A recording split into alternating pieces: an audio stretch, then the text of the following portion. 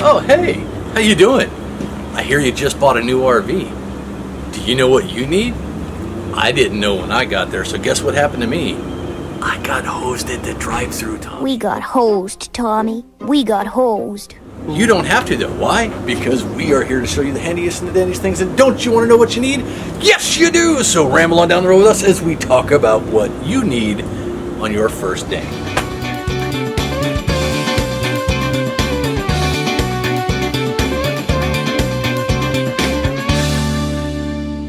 Woo! Okay. So hi everybody. So the first time that we bought our first RV, Charlotte, we didn't know anything, but we thought things came with our RV. And then we watched some YouTube videos. We bought a bunch of stuff. Turned out some of the stuff we bought was the wrong stuff that we didn't need. We found out some of the stuff we did need that we didn't have for 6 months. And as we talk about that, we just want to talk about some things. So we're going to cover the 5 things that we think that you need day one. If you're going to pick up your rig, these things we know that you're going to need. Mm-hmm. So it's just straight down. So are you going to see thousands of videos that are going to tell you have this, have that? Just save some money. This is the tip, okay? And as we say these things, we're going to throw them out there, but it's not in particular order of what you have to have first, second, third, or whatever. We're just going to cover the top 5 things. Honestly, you need to prioritize for your own rig what you think is more important over other things. The first one is a surge protector. We think no matter whether you're a weekender or a full-timer, you really need to have this, because no matter where you're going on the East Coast, West Coast, north or southbound, a surge protector is going to save your rig from damage. And we've had people sitting right next to us say, oh, this grid is safe, we're trustworthy, this and the other. And bam! Blew out half their rig sitting right next to us while ours was fine. It snapped over in the surge protector. We went over, flipped the thing on in. We had fine. power back on. They lost their fridge and half the side of their rig. They lost one complete side of the 50 amp that they pull in. So, so the number 2 thing we would say we'd look at is probably going to be a fire extinguisher, right? Got to have a fire extinguisher. And not only that, make sure you look at the type of fire extinguisher you're getting. There's different types of ones that are specific for wood, electronics. You want to get an all-purpose one because, again, this thing has electronics, it has propane, it has chemicals in this thing that you are not prepared for, and you want to make sure that the extinguishers that you're getting are going to cover all those types of materials. And so we have one in the bedroom, in the living room area, in the kitchen. We also have 2 in our truck. So we covered our butts.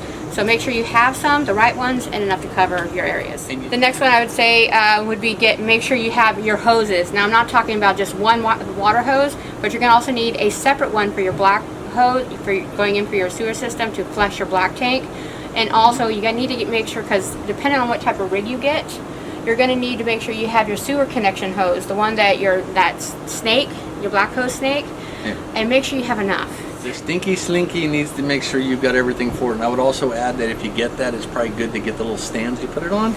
Make sure it flows downhill, otherwise you might find yourself with a poopsie, as we call it, which is never good out of a tube. But to go back regarding the Slinky, most parks, and we were at 75 total at about 75 different parks we've been at, you must have your Slinky elevated off the ground, and so you will need to purchase tracks to go with your Slinky. They're usually right next to where you purchase them, and make sure you get at least 50 feet of Slinky, because you never know where your sewer hose connection is in relation to your rig. Next thing we talk about, right? Really important. Chalk blocks, right? Yes. No, I'm not talking about chalk for writing on a whiteboard. No, I'm not talking about the paste that you put on your hands when you're lifting in the gym. I'm talking about a little small triangular wedge thing that you can put between your tires. All right? They also have other ones like the X-Chalks that you can put out the squeeze out behind the tires. We actually use both because the X-Chalk helps to keep it from moving around a little bit, and the other ones stop the wheels from moving. And when you're looking at a 21,000-pound home, you don't want it to roll off the wrong way. Yeah. Always want to make sure you have something to keep it motion limited. Very important stuff. The idea of this thing rolling forward and not being able to stop it is enough to make your stomach curl in more ways than one. And we've seen where RVs at slant has started to roll backwards, and luckily other things were in its way to keep them from rolling off. So a chalk block is a safety measure. They're not that expensive, and it's a very good thing to have available for you. And the last one would be leveling blocks. They usually look like little square pancake things or wedges or whatever. Legos for adults. Pretty much so. And the best thing is to explain that is because not all sites are flat and level and beautiful and pristine. You're going to go to places that are so wacky and off center. You're going to, if you happen to have manual or auto leveling on your system, you're going to push your leveling system to its max. You never ever ever want to have your tires off the ground. So these leveling blocks help with that issue. And we would tell you that, you know, even though some of those systems with independent suspension say that you can leave it off the ground, it's just not a good thing to think about. I mean, you got to remember, you got to have certain points of contact. And even though your leveling stands are going to take the majority of the brunt of the weight, still having your tires on the ground does help absorb a little bit of that weight off of there. Plus, you know, I mean, like I said, it's just, if you don't have an independent suspension, or if you don't know if you have one, don't let your tires go off the ground, because you could jack your suspension really bad. And bend your axles too. Not to mention, like we said, and you'll never know when you need to put the tires on top of leveling blocks. Like where we live right now currently, everywhere we've been to, every single site, I've had to put blocks underneath the tires to get it to go somewhat level. Otherwise, the system would get messed up and it would overextend on one side, or would lift the tires off the ground. And again, this is just 5 things we would say that you probably need to have right off the bat. Now, are there other things you could look at? Sure, we could talk about all kinds of things. TPMS is a great thing to have. GPS systems and all these things.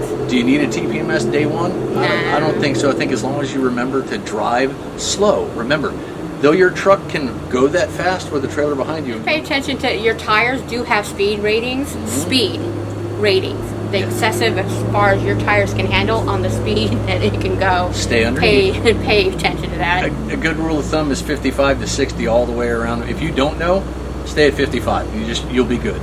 Yes, everybody's going to pass you. They're going to be angry, but you're carrying a house behind you. Even if you're just on the weekend, it's your weekend house. So go slow. And have fun. But with everything else, there's a whole bunch of other things, and we'll get into more of those in some more future videos. Plus, if you like what you're seeing so far, go check out some of our stuff in the past. You can see some of the other videos we've done. Some of the trips we've been on. There's some good things to help out with different aspects of DIY and planning and all kinds of other stuff we've done. And there's even ways you can just watch this guy be stupid. It's fun. Well, I hope you guys like what you see. Go ahead and like and subscribe to our channel. Hit the bell for notifications. Smash that bell. And we'll see you guys soon. Thank you guys for sticking around. Like each other, love one another, and we'll see you guys soon.